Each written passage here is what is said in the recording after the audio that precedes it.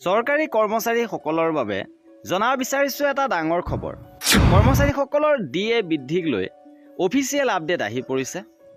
শেহতীয়াভাৱে ডিএ বৃদ্ধিক লৈ কেইবাটাও গুৰুত্বপূৰ্ণ খবৰ আহিছে।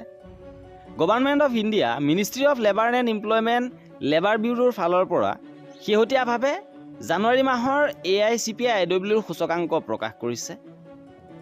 আৰু কিমানলৈ বৃদ্ধি পাইছে আপোনালোকক জনাব বিচাৰিছোঁ।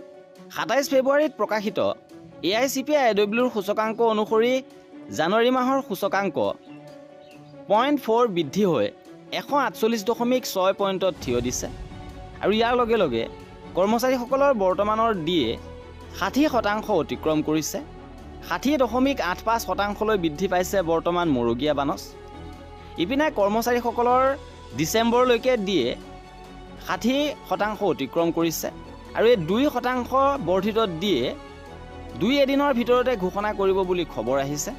আৰু বৰ্তমান কেন্দ্ৰীয় চৰকাৰৰ কৰ্মচাৰীৰ ডিএ 60% হ'বগৈ। ডিএ দিয়াৰ প্ৰতি বছৰে 1 জানুৱাৰী আৰু 1 জুলাইৰ পৰা কাৰ্যকৰী হয়।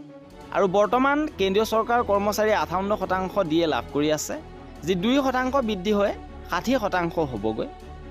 য'ত এজন কৰ্মচাৰীৰ যদি বেছিক দৰমহা 50,000 টকা, তেনে ক্ষেত্ৰত তেওঁৰ 1,000 টকা বৃদ্ধি পাব।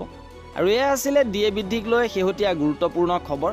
এনেধৰণৰ খা খবৰৰ বাবে আমাৰ চেনেলটো ছাবস্ক্ৰাইব কৰি ৰাখিব। ভিডিঅ'টো শেষৰলৈকে চোৱাৰ বাবে বহুত ধন্যবাদ।